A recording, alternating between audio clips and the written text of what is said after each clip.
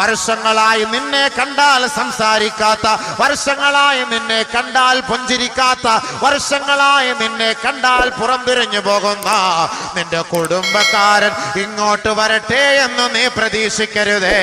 സ്വർഗം വേണമോ നീ അങ്ങോട്ടേക്ക് പോകണേ, അവന്റെ കൈക്ക് പിടിക്കണേ.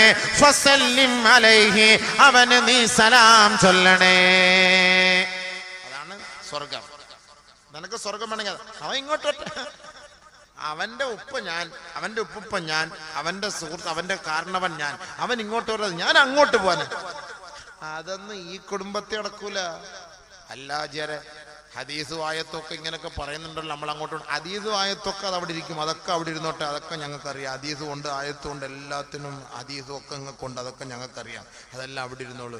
ഇപ്പൊ എന്നെ കൊണ്ട് ഞങ്ങൾ എന്നെ 30 ജ്യൂസ് കൂടെ ഓതിയാലും അവനോട് ഞാൻ പോയി മിണ്ടൂല. പോയി ഇവനെ കുറിച്ച് അല്ലാഹു ഖുർആനിൽ പറയുന്നത്, فهل عسيتم إن توليتم أن تفسدوا في الأرض فتقطعوا أرحامكم أولئك الذين لعنهم الله فأصمهم وأعمى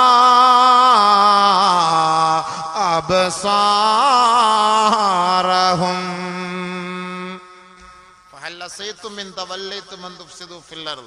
കുടുംബത്തിൽ കുറച്ച് ആധിപത്യവും കുറെ സമ്പത്തും അധികാരവും പണവും പ്രതാപവും ഒക്കെ നിനക്ക് കിട്ടിയാൽ നിന്റെ കുടുംബത്തെ നീ മുറിച്ചു മാറ്റുമില്ലേ? നിന്റെ കുടുംബക്കാരെ നീ മുറിച്ചു മാറ്റുമില്ലേ? അപ്പോൾ കോംപ്രമൈസിന് വേണ്ടി ആളുകൾ നിന്റെ അരികിലേക്ക് സമീപിച്ച് ഖുർആനോദി ഹദീസോദി നിന്റെ മുന്നിൽ പഠിപ്പിച്ചു തരുമ്പോ അതൊന്നും ഇങ്ങോട്ട് ഇപ്പൊ പറയണ്ട ഉസ്താദെ, കാളിയാരെ, അതൊന്നും ഇപ്പോൾ ഇങ്ങോട്ട് പറയണ്ട. എന്നെ കൊണ്ട് ഇപ്പൊ സാധിക്കില്ല, അവനോട് പോയി സഹകരിക്കാൻ എന്നെ കൊണ്ട് സാധിക്കില്ല.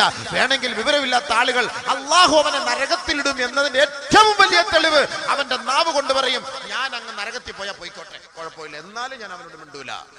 ശുക്രില്ലാത്ത വാക്ക് കുഫറിന്റെ വാക്ക്, നിഫാഖിന്റെ വാക്ക്. അവൻ തന്നെ പറയാണ് ഞാൻ നരകത്തിലാണ്. അള്ളാഹുവിനെ കൊണ്ട് പറയിപ്പിക്കാം. അവൻ തന്നെ പറയാണ് അവനോട് സഹകരിച്ച് മിണ്ടിയിട്ട് എനിക്ക് സ്വർഗം കിട്ടണ്ട. അവൻ അത്രയ്ക്കും എന്നോട് അക്രമം കാണിച്ചവനാണ്, ഉൽമ കാണിച്ചവനാണ്. അവനുമായിട്ട് എനിക്ക് യാതൊരു ഈ ദുനിയാവിലും ഇല്ല, ആഖിറത്തിലും ഇല്ല. എന്റെ മയ്യത്ത് പോലും അവനെ കാണിക്കരുത്. എന്റെ പൊന്ന് സഹോദര, ആർക്കാ അങ്ങനെ പറയാൻ അവകാശം? ഒരു മുസൽമാന്റെ മയ്യത്ത് കാണരുതെന്ന് പറയാൻ ഒരു മാതാവ് തന്റെ മക്കൾ അഹങ്കാരികളായിരിക്കാം, ആ മക്കളോട് ഞാൻ മരിച്ചാൽ എന്റെ മയ്യത്ത് എന്റെ മക്കളെ കാണിക്കരുതെന്ന് പറയാൻ ഒരൊറ്റ മാതാവിനും പറയാൻ അവകാശമില്ല. ഒരു വാപ്പാക്കും പറയാൻ അവകാശമില്ല, ഒരു ഭാര്യയ്ക്കും പറയാൻ അവകാശമില്ല, ഒരു ഭർത്താവിനും പറയാൻ അവകാശമില്ല, ഒരു സഹോദരനും പറയാൻ അവകാശമില്ല. ആർക്കാണ് അങ്ങനെ പറയാനുള്ള ധാർഷ്ട്യം? ആർക്കാണ് ധാർഷ്ട്യം? മുസൽമാന്റെ മയ്യത്ത് അത് സംസ്കരിക്കൽ, അത് കുളിപ്പിക്കൽ, അത് കഫൻ പൊതിയൽ, അത് മയ്യത്തടക്കൽ, കുഴിവെട്ടൽ, സംസ്കരിക്കൽ മുസൽമാന്റെ ബാധ്യതയാണ്. അവനെ എന്റെ പുറയിലേക്ക് കടത്തരുത്, എന്റെ വീട്ടിലേക്ക് കടത്തരുത്, എന്റെ മയ്യത്ത് കാണിക്കരുതെന്ന് ധാർഷ്ട്യത്തോടെ പറയാൻ ആർക്കും ഈ ഭൂലോകത്ത് അവകാശമില്ല. അങ്ങനെ പറയുന്നവൻ ധിക്കാരിയും അഹങ്കാരിയുമാണ്. അഹങ്കാരിയാണ്. ആർക്കാ പറയാൻ അവകാശം? നീ സംസാരിക്കൂല, മിണ്ടൂല എന്ന് പറഞ്ഞിട്ട് നീ അങ്ങോട്ട് വിളിച്ചു പറയാണ് എന്റെ മയ്യത്തവനെ കാണിക്കരുത്, എനിക്ക് പൊരുത്തമില്ല. എന്റെ പൊരുത്തം ആർക്കാണ് ഈ ദുനിയാവിൽ? അള്ളാന്റെ പൊരുത്തല്ലേ നമുക്ക് വേണ്ടത്. എന്തങ്ങനെ പറയാൻ അവകാശം? കാരണമുണ്ട്. ഇങ്ങനെ പറയാനുള്ള അവകാശം എന്താണ്?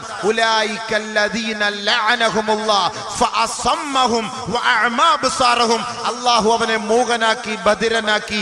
അള്ളാഹുവിന്റെ ആയത്തുകളും ഹദീസുകളും അവന്റെ ശ്രവണപടത്തിലേക്ക് കയറ്റിക്കൊടുത്താൽ അത് കേൾക്കാനോ ഉൾക്കൊള്ളാനോ പഠിക്കാനോ ചിന്തിക്കാനോ ഇവന്റെ മനസ്സ് അനുവദിക്കുന്നില്ല. ഇവൻ പിശാചിന്റെ വഴിയെ തെരഞ്ഞെടുത്തു. ആ പിശാചിന്റെ വഴിയെ അംഗീകരിച്ചതിന്റെ പേരിൽ ഇവൻ നാളെ നരകത്തിലാണ്. അത്തരക്കാരിൽ നിന്ന് അല്ലാഹു നമ്മളെ കാത്തുരക്ഷിക്കുമാറാകട്ടെ. അങ്ങനെയുള്ള ധാർഷ്ട്യമൊന്നും നമുക്ക് വേണ്ട. അങ്ങനെയുള്ള ധാർഷ്ട്യം നമുക്ക് വേണ്ട. നിന്റെ നിസ്കാരം സ്വീകരിക്കണോ? നിന്റെ നോമ്പ് സ്വീകരിക്കണോ? നിന്റെ തസ്ബീഹ്, നിന്റെ ഇസ്തിഗ്ഫാർ, നിന്റെ സ്വലാത്ത് സ്വീകരിക്കണോ? മിണ്ടാത്തവനോട് പോയി സലാം പറഞ്ഞ് കയ്യും കാലും പിടി. അള്ളാന്റെ റസൂലിനെ വിശ്വസിക്കുന്നെങ്കിൽ പോയി പിടി, അള്ളാഹെ വിശ്വസിക്കുന്നെങ്കിൽ പോയി പിടി. വല്ലാഹി തമ്പുരാനെ തന്നെയാണ് സത്യം. മുഹറം മാസത്തിന്റെ പുന്നാരമായ മുത്തായ രാവിൽ വെച്ച് പറയാണ്, കുടുംബ ബന്ധം മുറിച്ച് ജീവിക്കുന്നവന്റെ ഒരു തസ്ബീഹ് പോലും അള്ളാഹു സ്വീകരിക്കില്ല. അതേ അവസ്ഥയിലാണ് അവൻ മരിച്ചതെങ്കിൽ വഹുവ ഫിന്നാർ, അവൻ നരകത്തിലാണ്. ലാ യദ്ഖുലുൽ ജന്ന, അവൻ സ്വർഗ്ഗത്തിൽ പ്രവേശിക്കുകയില്ല. ഖത്അൻ, ഉറപ്പാ. അതിലൊരു അപ്പീലും ഇല്ല. അല്ലെങ്കിൽ ഉലമാക്കൾ പറയട്ടെ, ഉസ്താദന്മാര് പറയട്ടെ, അങ്ങനെല്ലാം സാധിക്കുമെങ്കിൽ പറയട്ടെ, ഒരപ്പീലും ഇല്ല. ഞാൻ വലിയ നിസ്കാരക്കാരനാ, വലിയ താടി, വലിയ തലപ്പ, വലിയ ജുബ്ബ, വലിയ ഉടുപ്പ്, വലിയ മുണ്ട്, നിസ്കാര തഴമ്പ് ഭയങ്കരമാണ്, ഭയങ്കര നിസ്കാര തഴമ്പ. കുടുംബക്കാരനെ കണ്ടാൽ സംസാരിക്കൂല, മിണ്ടൂല, സഹകരിക്കൂല. എന്ത് ഇബാദത്ത് വല്ലാഹി ആചാരെ, എന്ത് ഇബാദത്ത്? അല്ലാഹ് പറയുന്ന വാക്കല്ലേ ഇതെല്ലാം. ജാഅ റജുലുൻ ഇല നബി സല്ലല്ലാഹു അലൈഹി വസല്ലം, അംർ ഇബ്നു ശുഐബ് റളിയല്ലാഹു തആല റിപ്പോർട്ട് ചെയ്യുന്ന ഹദീസിൽ കാണാം, ഒരു സ്വഹാബി അല്ലാഹുവിന്റെ റസൂലിന്റെ ഹദറത്തിലേക്ക് കടന്നു വരികയാണ്. യാ റസൂലല്ലാഹ്,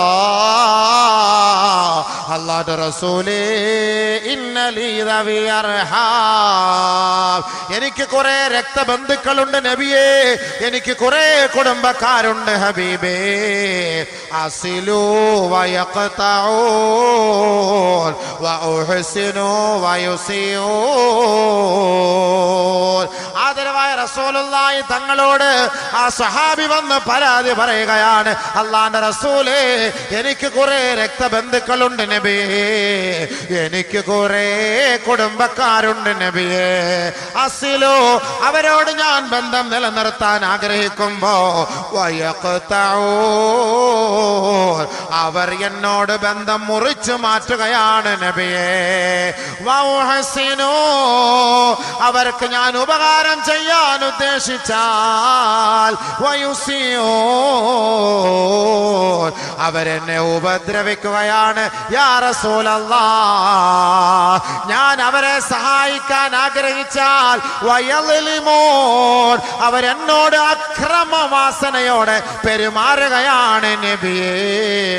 പല പ്രാവശ്യം അവരുടെ വീട്ടിലേക്ക് പോയി അവനോട് സലാം പറയുകയും അവരോട് സഹകരണം പ്രഖ്യാപിക്കുകയും അവന് ഞാൻ ഒരുപാട് സമ്മാനങ്ങൾ കൊടുക്കുകയും ഒക്കെ ചെയ്തിട്ടും അവർ എന്നോട് ധാർഷ്ട്യ സ്വഭാവത്തോടെ പെരുമാറുകയാണ് റസൂലേ.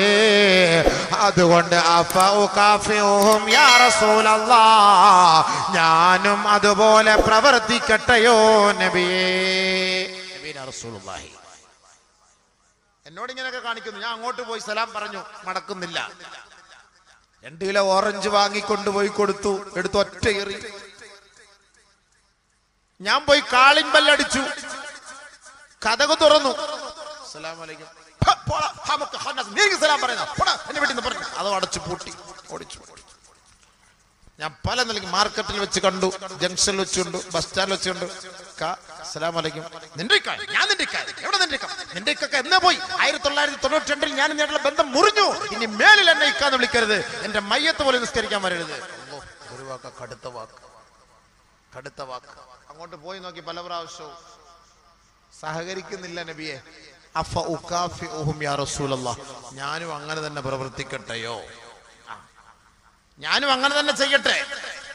എന്നോട് അങ്ങനെയൊക്കെ നിസ്സഹകരണം പ്രഖ്യാപിക്കുമ്പോ ഞാനും അദ്ദേഹത്തോട് അതേപോലെ നിസ്സഹകരണം പ്രഖ്യാപിക്കട്ടെയോ? നമുക്ക് അങ്ങനെ ഒരു ചിന്ത ഉണ്ടാവുമല്ലോ. ഞാൻ എന്റെ ഹക്ക്, എന്റെ കടമ എന്ന നിലയിൽ ഞാൻ പോയി ചോദിച്ചു, സംസാരിച്ചു, പക്ഷേ വഴങ്ങുന്നില്ല. പിന്നെ എന്തിനാ അവന്റെ കൈകാലം പിടിക്കാൻ ഞാൻ പോണം? അവൻ അഹങ്കാരി, അവൻ പോട്ടെ, ഇനി അവന്റെ കൈകാലം പിടിക്കാൻ ഞാനില്ല.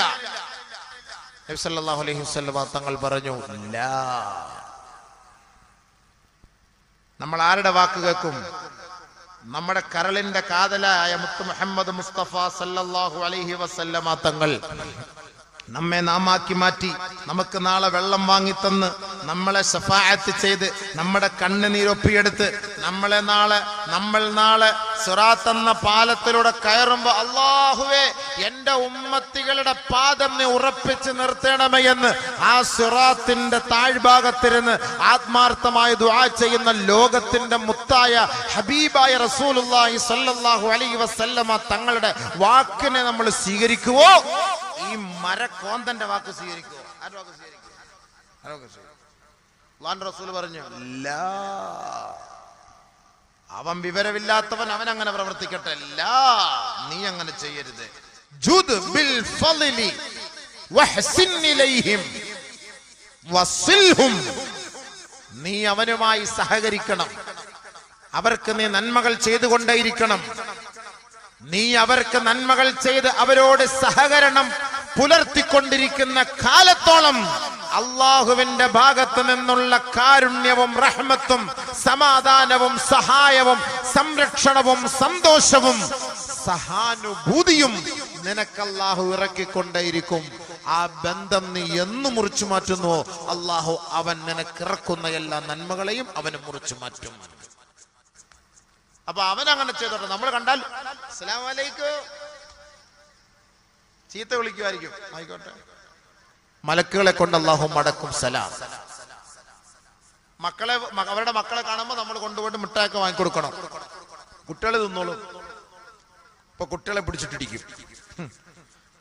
ബഹുമാനപ്പെട്ട അലി റളിയല്ലാഹു അൻഹു